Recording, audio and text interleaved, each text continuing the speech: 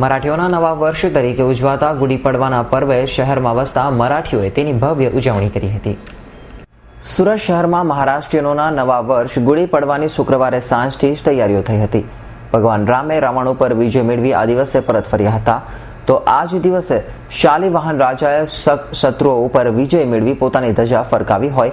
આ પર્વના દિવસે મરાઠીઓમાં ઘરની બહાર અથવા દરવાજા પાસે ગુડી ઊભી કરવાનો રિવાજ છે.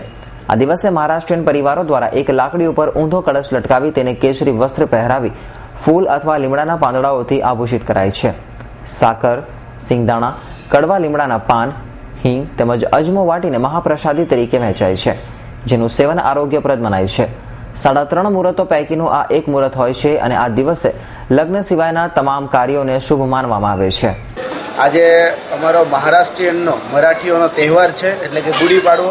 આજથી અમારું નવું વર્ષ શરૂ થાય છે, જ્યારે તે સમયે અમે ગુડી ઉભારીએ છીએ, બીજા અમારા ભાઈઓને અભિનંદન આપીએ છીએ. એની સાથે સાથે સમગ્ર સુરતવાસીઓ, ગુજરાતવાસીઓ અને સંપૂર્ણ ભારત દેશવાસીઓને અમે ગુડી પાડવાની શુભેચ્છા પાઠવીએ.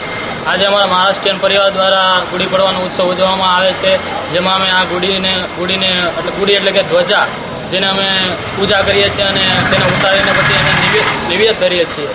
શહેરમાં લાખોની સંખ્યામાં મહારાષ્ટ્રીયન લોકો વસે છે, જેઓએ તેમના નવા વર્ષને આવકાર્યો હતો.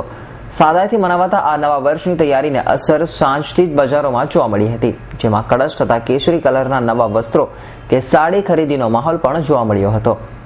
Bureau report, S9 news, Surat.